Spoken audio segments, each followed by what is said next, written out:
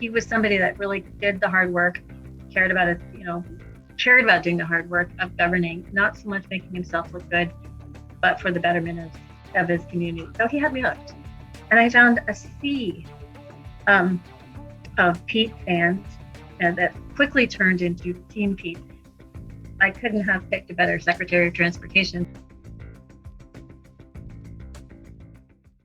Today, I'm pleased to welcome Jeanne Acutanza to YouCantBeatBlue. An early supporter, Jeanne was a tireless organizer for Pete Buttigieg. She even made 2 trips to Iowa for Pete. Jeanne is an engineer and a transportation planner with decades of experience implementing infrastructure.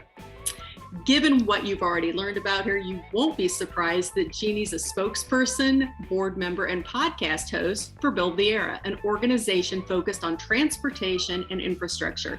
Thank you for joining us today, Jeanne. We're so glad you're here. I'm thrilled to be with you today. Let's start with Pete. I love the story of how you first met him at the bookstore. Can you tell us that story? I had heard on our local public radio station that a gay millennial mayor was coming to the Seattle Library just to talk about his potential run for presidency. And you could tell the audience was really excited, really engaged with him. And as I was getting in line, I thought, what am I going to say? And then I thought about it. I said, you had me at data driven. So, and that was true. He was somebody that really did the hard work, cared about doing the hard work of governing, not so much making himself look good, but for the betterment of his community. So he had me hooked. That's so cool. And you got the photo, right?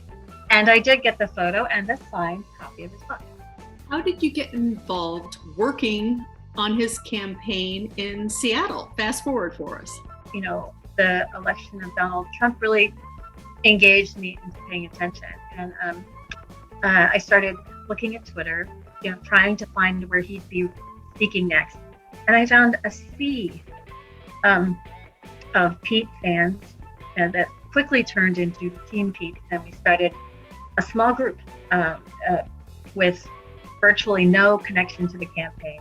We started grassroots organizing. So fast forward to the twist of fate where your favorite mayor was appointed Secretary of Transportation.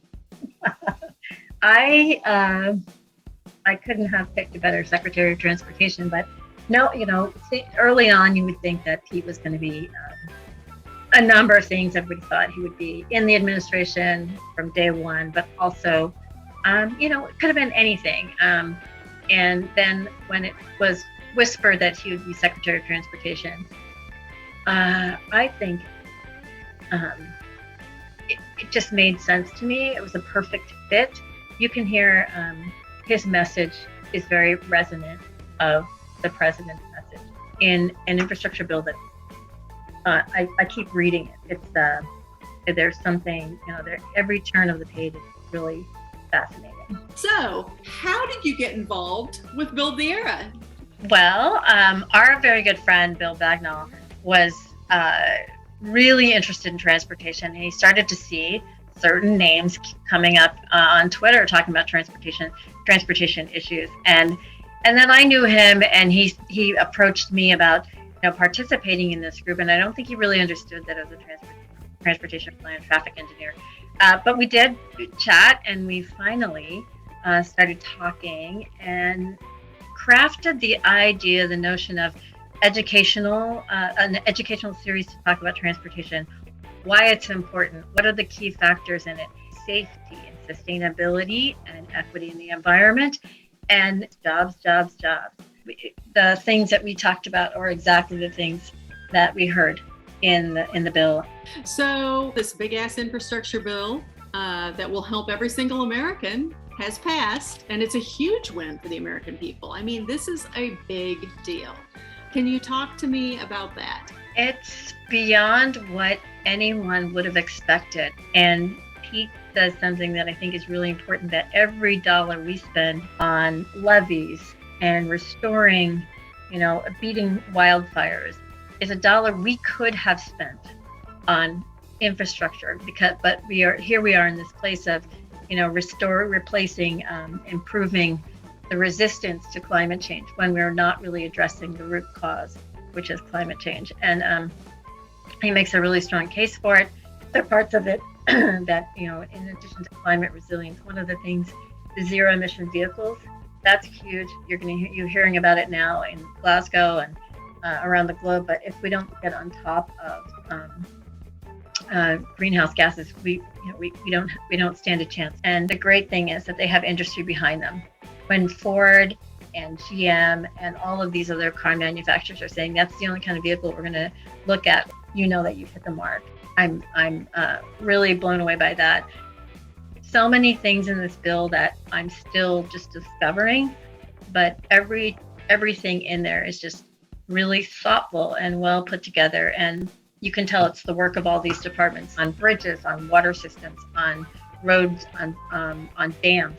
A big thing with this bill, in addition to providing clean water, it's looking at water systems in a way that will address climate resilience. So in New Orleans, it's making sure that we are prepared for high rise, sea rise, and these hurricane events and flooding. And in places like Arizona that are drought-ridden, Southern California, that we are resolving and addressing our water issues. And then the last thing I would say is broadening our access to opportunities. Everybody that has a kid in school understands the importance of broadband or worked from home.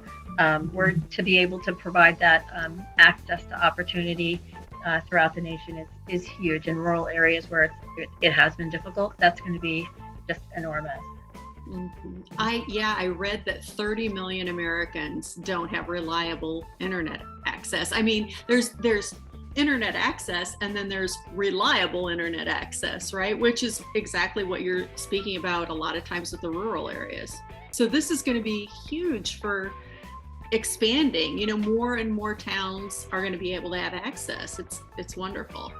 The bill also includes funding and provisions for job training, which that's huge as well, because you don't have to have a college education, to have these jobs, but a lot of times it does require some specific training, and that can be an obstacle to some people. Yeah, they are hoping to replace 20% of these bus systems with this bill with low or no emission vehicles, school buses. Think about that. So who's building those buses? And there's a good built in America labor wages that are union wages. This economy has been on a slow simmer. I can see that this infrastructure bill will turn that on its head. And yes, there are worries about inflation, but it's also pushing up salaries and wages. So I think the net effect is going to be tremendous for years and years and years to come. I've heard him say that the best construction that you could get 100 years ago, when it fails today, it doesn't just affect that area, that small area. It's felt across the country, and we've seen how that happens. Well, Jeanne, thank you so much for your service to the Pete's campaign and to his current mission as Secretary of Transportation. I appreciate you so much. It's been a treat to be here, and it is like manna seeing you in person. Aww. I can't wait to see you again. I can't wait either. It's going to be great.